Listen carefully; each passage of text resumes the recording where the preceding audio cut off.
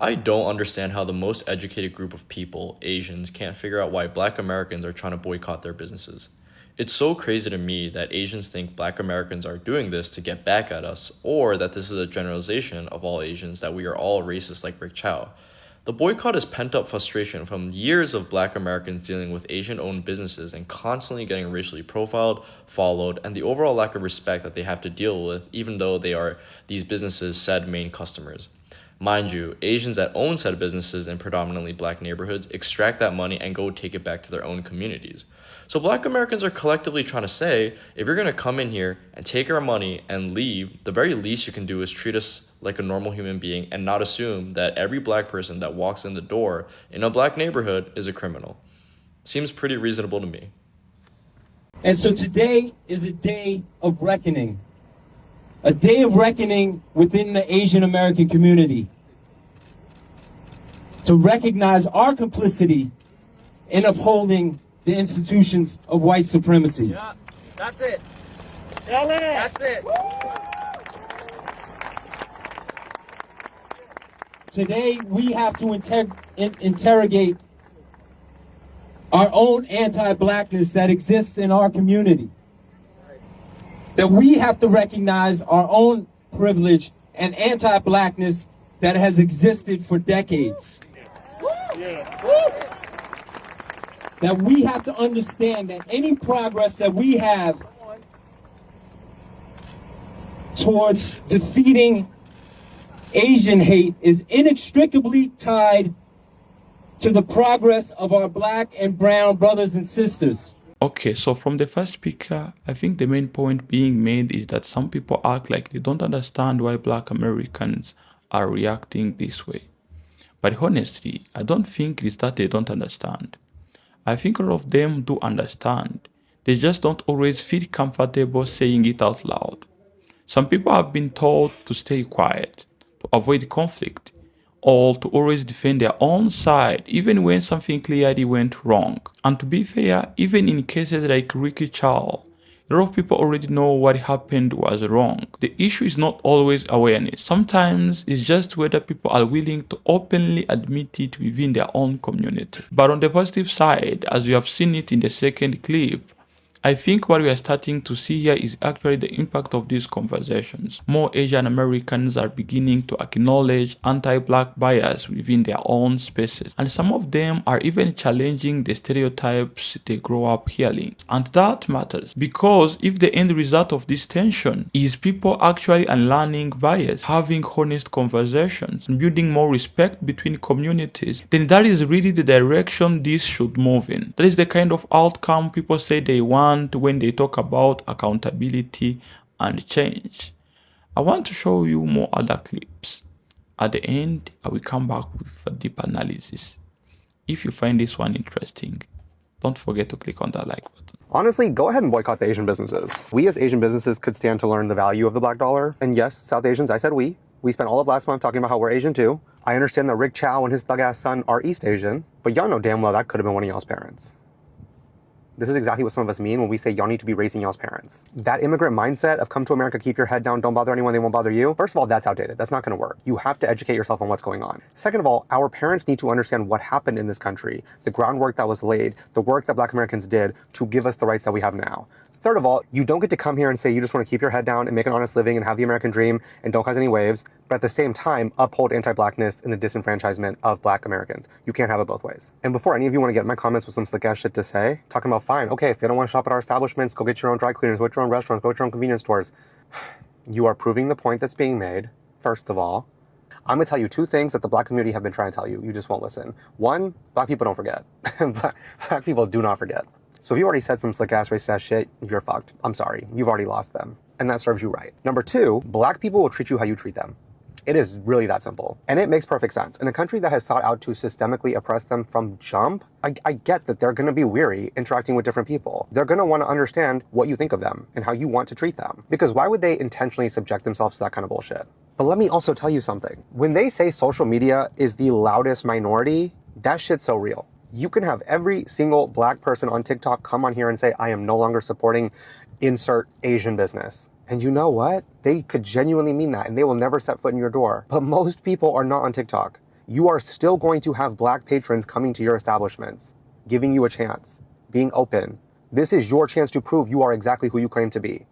Treat them with some respect, make them feel welcome and invited, and don't. Black people say, you know what? We tired of being disrespected. Y'all have all these businesses in our communities, and y'all feel like y'all can come and disrespect us. Y'all can shoot our babies. And this reminds us of a Latasha Harlins. And this is you know what? Cotton these businesses. And the hubris. Yeah, man, y'all done assimilated a little too much into white supremacy to the point where y'all started sounding like them. Y'all have a lot of hubris, especially this Asian guy specifically. I love when the black community says, let's boycott Asian businesses. Please do. We'll get rid of the Chinese takeout, the dry cleaners, the laundromats. Let's get rid of the liquor stores as well. Get rid of the Jordans you guys wear, the Nikes you wear, the shower caps, the Hondas, the Hyundais, all your car electricians, the electronics in your house, the Sony, the TV system. Okay. Listen, first of all, listen, this think he think he control mainland China. Yeah. Nigga think he the Ming Dynasty. They talk from a position of people that we're indebted to. We don't owe y'all anything. If anything, you should be thanking us for your ability to be here in the first place. But you come over here, you kiss white people after their long history of oppressing you. You can seem to get over that. For whatever reason, you got smoke with us, and we the reason why you here in the first place. I haven't seen, like I said before, I haven't seen any of them come out and condemn the actions of Rick or Andy Chow. Nor have I seen any empathy for this 14-year-old baby, Cyrus Cormack, and the loss of his life. Right. But you threatening us like you gonna pull the whole continent of Asia out the black community, nigga. Being outworked by immigrants, you wouldn't be allowed to immigrate over here if it wasn't for us. We're not being outworked by immigrants. We being out ass kissed, out brown nosed. Y'all got y'all head so far, white people ass, y'all can't even see yourselves being a puppet. You can't see how you being used. We like, go to the bank. You don't know nothing about no red line. No history in this country. And this fitted hat. Yeah. And then you want to go start talking about the products that's made in China. America is made in China. They've been kissing white people ass so long that they starting to think and talk like the white man. Yeah, man. They starting to make threats like they the white man. This threatened to pull China out of the black community, the entire continent. You just pulling China out? Asia. Organize them. Don't watch them. Don't hover. Don't talk down to them when they're coming in ready to spend their own money at your establishment. Don't follow them around the store. And for fuck's sake, don't chase little children out of your store just to shoot them in the back in self-defense. And to Rick Chow and your... You cannot understand Asian American history without understanding Black history.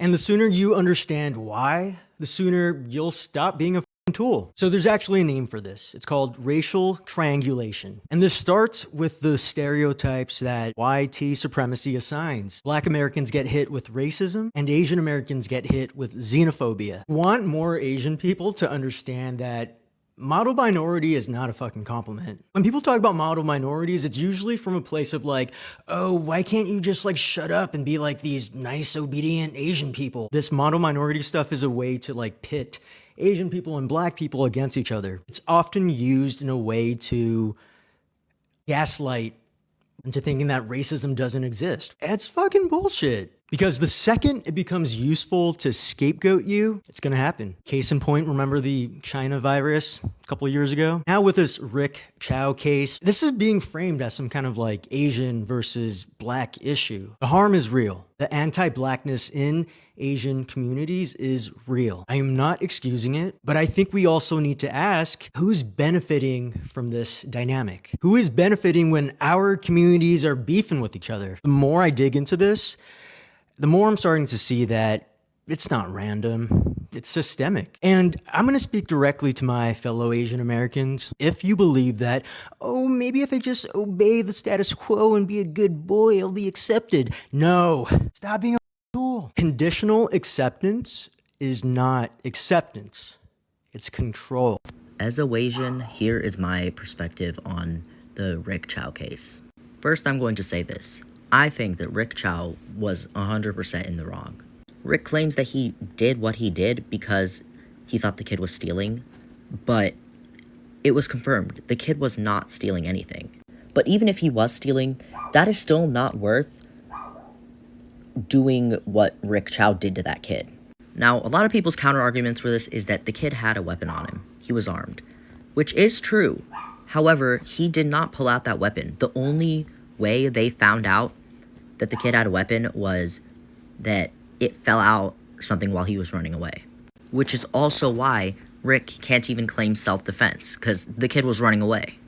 Now, the kid having the weapon is a problem, but it isn't something that has to do with the situation that happened. Because the kid never pulled it out, he never pointed it at him, so they actually wouldn't even have known. And about the racial side of things, I think, in my opinion, that Rick was racially profiling the little boy. But that aside, another thing I want to kind of give my opinion on is the reaction from a lot of people who are saying boycott all Asian businesses, or boycott anything Asian related. And I've seen people literally use the word all. I don't think it's right to be saying that, because that is racial prejudice, and prejudice is a form of racism. Rick Chow does not represent Asians, he just happened to be Asian. Asia is also a huge continent. You can't fight racism with more racism. What I think instead should be said is to support black-owned businesses. So the main takeaways from this video, Rick Chow should be in prison, support black-owned businesses, and stop generalizing an entire continent, because that just makes you racist as well. So, I've been seeing this online. I've been meaning to address it. And, there's been certain Asian people on here. And I know that they do not represent the entire Asian community when I say this. So, anyone in the Asian community that's been following what I'm saying, that supports what I'm saying, that supports rights and freedom and just, good vibes for all, this ain't aimed at y'all, so hopefully y'all don't take offense to this. But for those in the Asian community that are going after the black community, y'all need to stop. Okay? Y'all need to stop showing out for crackers, because they are not y'all's friends. Last time I checked, crackers are the only people that have ever dropped an atomic bomb on Japan. They're the only people that have dropped Agent Orange on Vietnam. They're the only people that did the My Lai massacre. And that's just off the top of my head.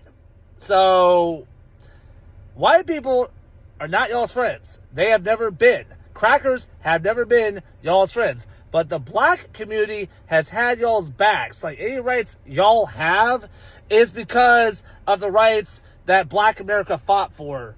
So, y'all need to really recalibrate who's on your side, who's had y'all's backs, and who's y'all's enemies. Because white people are not y'all's friends. They never have been. And unless something major changes with white culture, they're going to keep going and do the same shit they've always been doing. And y'all going to be catching the brunt end of it just along with everyone else that isn't them. So, just let y'all know.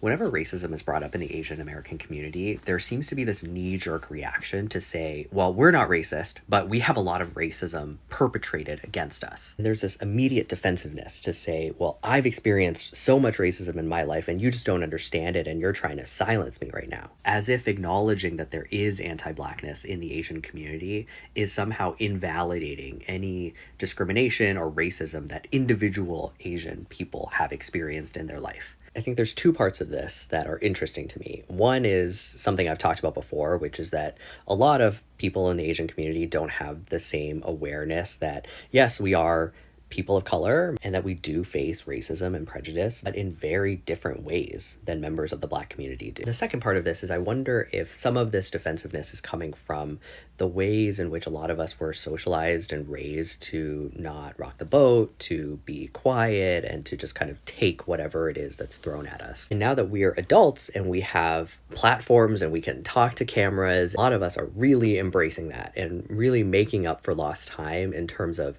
being able to talk about our experiences and the ways in which we faced discrimination in the past. Unfortunately, a lot of people are using their voice not to stand in solidarity with other communities of color, but to say, I will not be silenced anymore, and I need to be listened to. You will not invalidate my experiences of prejudice or discrimination any longer. It is not incumbent upon the Black community to have grace for and teach that part of our community. If it's incumbent upon anybody, I think it's other members of the Asian community to say, hey, we all know what living as an Asian person in this country feels like. And it's not always easy and it's not always good. But the ways in which racism is perpetrated against members of the Black community is also very different than what we feel. And we just don't know what that's like. And that acknowledgement in no way undermines or threatens your understandings of the racism that you have faced. We can talk about how Rick Chow's acquittal was a manifestation of the racism in the criminal legal system, and that the Black community's outrage over it and what they're calling for is a normal and understandable reaction, while also acknowledging that yes, Asian people do face discrimination and racism too, and that our common goal should be to dismantle the white supremacy that is at the root of all of this. I want them to keep coming out. I want them to keep making videos so Black people can wake the hell up. Because this is what it's going to take for Black people to really get upset and to really decide to support their own before they go support somebody who hates them. And the thing is, Black people, we are so forgiving. We are so desensitized to disrespect, to violence, to prejudice, that we continue to support these businesses even though they do bad business. We've allowed these businesses to operate in our communities for too long, all while they disrespect us, all while they do bad business, piss poor customer service. Now it's time for y'all to wake the hell up. Get y'all affairs in order. Get your businesses together. Get your stuff together so that if there is Black people who want to do business with other Black people, they have that option. Get y'all businesses in order so that we can stop shopping with businesses who don't value us, who don't want us, who don't trust us, who don't respect us. Black people have a $2 trillion spending power, and it's time that we put that money towards our own communities. And many Asian people are copping pleas talking about why should we get punished for Rick Chow, what Rick Chow did. The fact of the matter is, this isn't just about Rick Chow. It's the fact that many ran Asian businesses are prejudiced and do discriminate against Black people and disrespect Black people. It's not just Rick Chow. This behavior is felt collectively in the Black community, whether you're in Florida, Georgia, South Carolina, North Carolina, New York, California, you have experienced some type of prejudice, some type of discrimination, some type of disrespect in the Asian ran business. And that's why so many are calling for a boycott of these Asian ran businesses. Do you want to know why there's so much tension between Asians and Black people? I want to give everyone a little bit of background and also my personal experience for everyone to understand this. To answer this question, first of all, there's no hate. But we love to talk about hate, and that's what internet and social media is so good at. It's so good at spreading hatred. For the folks maybe homing on some of the US news about some court cases where I think it was a Chinese American murdered a young kid, a young black kid, for stealing water or something like that. I know there's a trend of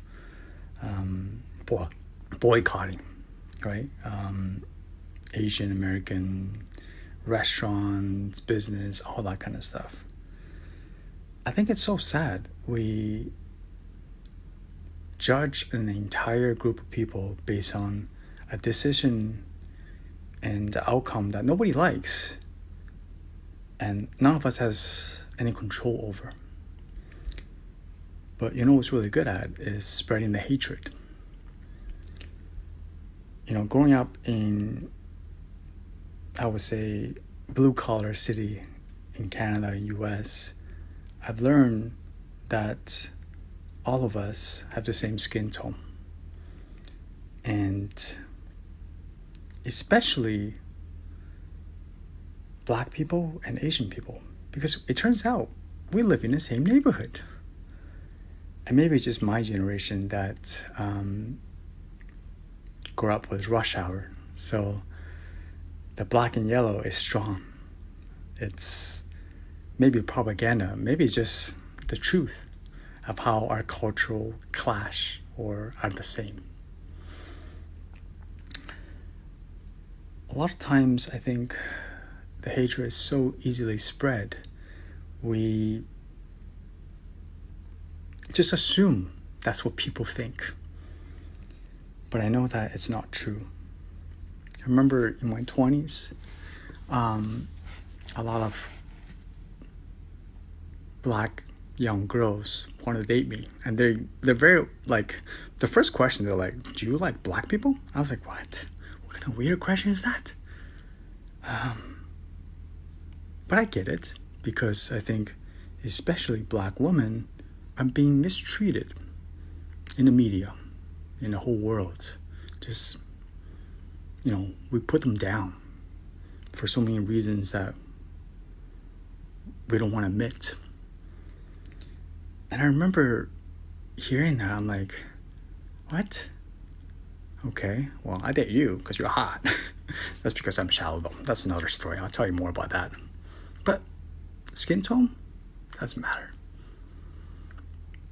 Anyways, all I want to say is hate is easy to spread. Love is what all of us need more of.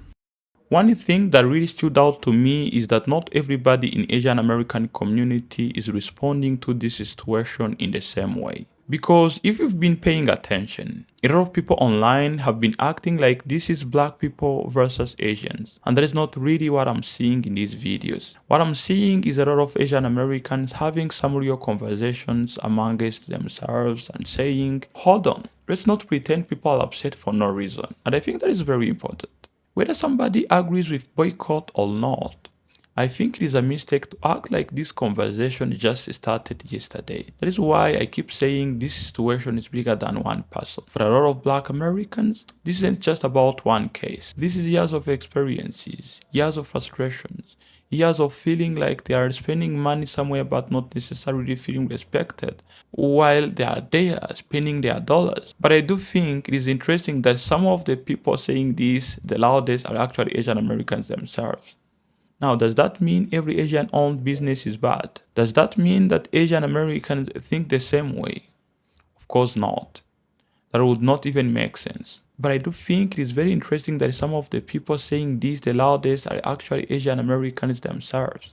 And I ain't gonna lie, I respect that. Because it is easy to speak up when everybody agrees with you. It is a lot harder to speak up when you are talking to your own community, telling them that they need to talk about themselves. That is not always a comfortable conversation to have. The other thing I noticed is that some of these folks understand something that our people online don't seem to understand. Listening to somebody's frustration does not mean you are admitting guilt. It does not mean that you are attacking yourself. It just means you are listening. If somebody tells you that they have had negative experiences over and over again, maybe the first response shouldn't be to get defensive. Maybe the first response should be, why do you feel that way? And honestly, I think that is what a lot of people are trying to get across. I also think some people are missing a bigger lesson here. At the end of the day, consumers are gonna spend their money wherever they want. Nobody can force people to shop somewhere. Nobody can force people to support a business. The same way you've never heard Black Americans forcing Asians to support Black-owned businesses. That is how these Asians shouldn't be telling Black Americans to support Asian-owned businesses. Black Americans have to choose where to shop. If they have decided not to shop from Asian American owned businesses, let them be, because that's what they chose. You got to know that people support businesses that they feel comfortable with, businesses that they can trust, and businesses where they feel respected. And that is true for everybody. If a community starts feeling like they're not respected, eventually people are gonna take their dollars somewhere else where they feel respected or where they want. And that is not some crazy concept. That is how consumer behaviors have always worked. So I don't really understand why these Asian Americans are acting frustrated just because Black folks have decided to withdraw their dollars. And I don't even think that the answer for this is to start hating on each other. Because if you listen carefully to some of the clips, even people criticizing anti-Blackness are still talking about working together. They're still talking about accountability between these two communities in America. They're still talking about understanding each other. That is a whole lot different from the narrative that social media likes to push. Because as I've been seeing it on a bunch of social media platforms, social media loves to push conflict. Social media loves making it seem like everybody hates everybody. But real life is usually a lot complicated than that.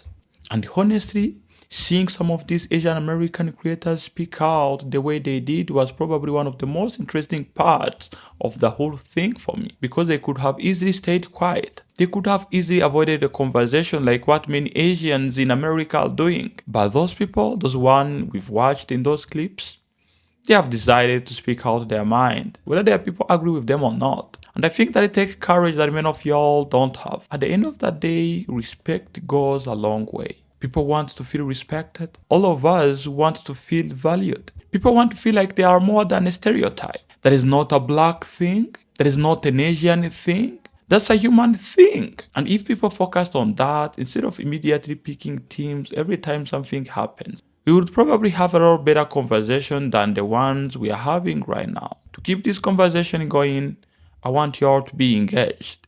Just drop your opinions down there in the comment section.